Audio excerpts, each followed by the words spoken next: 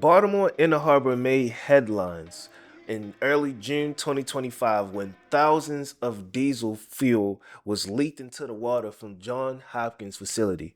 What began as a small little 200-gallon spill quickly went up to a 2,000-gallon spill, but now it's up to 5,000 gallons of diesel fuel has leaked from the Johns Hopkins facility into the Baltimore Harbor, making the water ruddy red. It looks like red.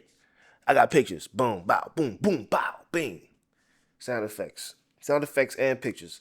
I have the timeline of events, the response, this what the city leaders have to say. I have everything in this video, so stay tuned. And welcome back. Welcome back to the channel, Baltimore Blasé. I am Baltimore Blasé. As you can tell, nigga with computer, that's my thing. I talk about stuff, I got cameras, I talk shit. That's pretty much what I do. So let's get into this. I'm here for the content. You can still see the diesel sheen on the water in Harbor East, where 5,000 gallons of fuel spilled last week, 2.5 times what officials originally said. That eye-catching new estimate was contained in a single sentence in the third paragraph of a joint news release from the mayor and governor Friday night. What we've heard from Hopkins is that they are very confident that that is the amount. We obviously, as a city, cannot be the folks. We're not going to take the responsibility for saying exactly how much because we didn't spill it. How did the spill happen? So the fuel overflow originated at Johns Hopkins Hospital campus on East Fayette Street. The diesel is used for emergency generator tanks, and it carries a added red dye, and is commonly used for heating it and stuff like that.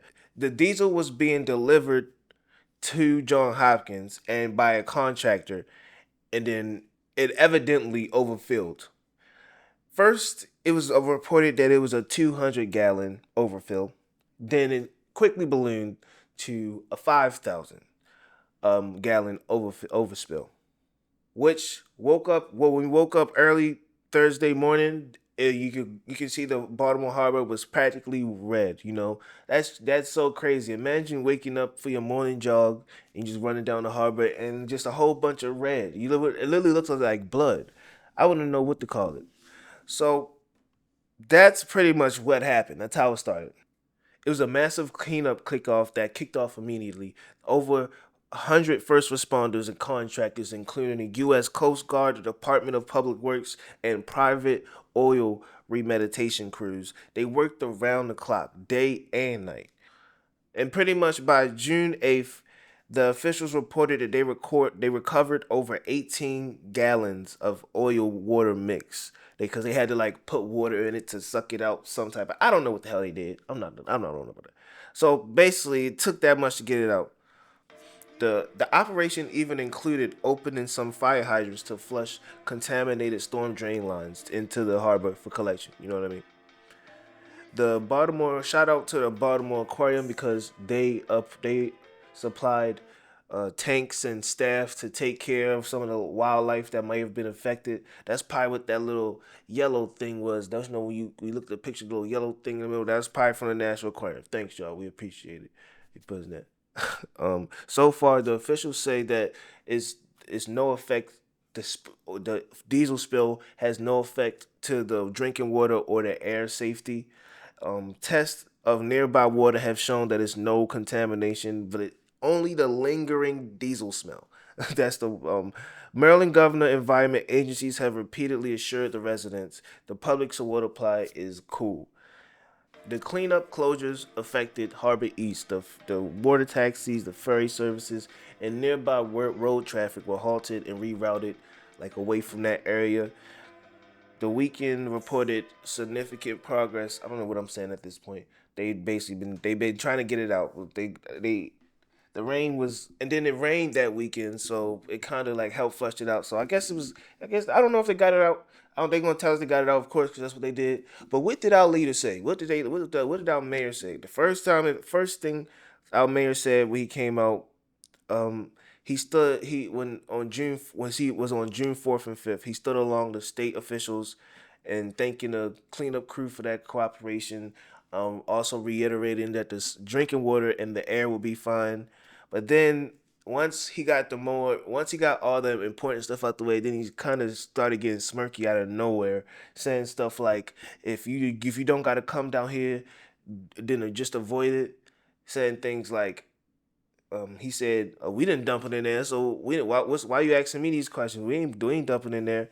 And then also finally he said something like, John Hopkins is gonna pay the bill, so we gonna be good. That's basically all he said. Like, I mean, local news, even local news that night, that same day, even talked about his kind of smirky responses to just seemingly brushing off the wrist effect of having 5,000 gallons of diesel foil dumped in the harbor. It's like, don't worry about it. It's just some flammable water in there. Just don't throw any matches in the water. Nonetheless, Scott insisted that the response was nice, and he just did what anybody else would do. Just started bib bappering.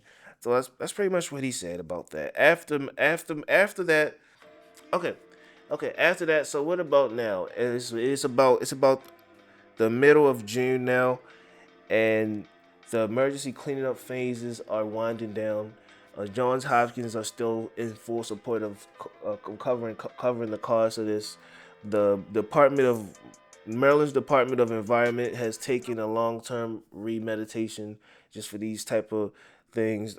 John Hopkins said that conducting their own um, they're conducting their own investigation to see what happened. And I think that's it. Like, nobody else is looking up to this. It's not anybody. Is the only thing that's coming out of this is a bill from John Hopkins and dirty water for us. Nobody is getting. I mean, they probably won't use that contractor again that mistakenly filled it. Like, man, you ever filled your car up to the right amount where you're supposed to gas the pump, then just hit one of these down the street, down the drain, just hold it. Imagine doing that for 5,000 gallons. Like, that's crazy. You really had to sit there and let it. But I don't know. Hopefully somebody get fired. But hey, let's be for real. These large corporations and these large problems of these safety, they gonna have to just pay a bill and they're gonna be fine. And John Hopkins got it. They got it. And environmental advocates like Blue Water Baltimore did their own press release and basically said that this is not a new thing. This is a recurring thing that always ends up happening with urban infrastructure. So that's what brings us to the question now. A Baltimore water is still has diesel poised. I don't know if they still gonna do the public pool day where you can jump in the harbor. I don't know if that's canceled. And no, and John Hopkins is footing the bill, but it's going to be no real consequences. And that brings me to the question: is like, would this happen again? Like, it's not. It's gonna happen again because this is not the first time it happened. So that's really it. It's not really that much other than to talk about. Thank you for getting to this point in the video. What do you think about it? What do you think about the carelessness of the contractor? What do you think about the mayor, Smirky's response, telling us, "Oh, we didn't do it, so why are you asking me these questions? I ain't do it." What do you think about that? And what do you think I should cover next? You can put all that stuff in the comment box right under here somewhere. Until next time, tune in for good content like this and enjoy your day. Goodbye.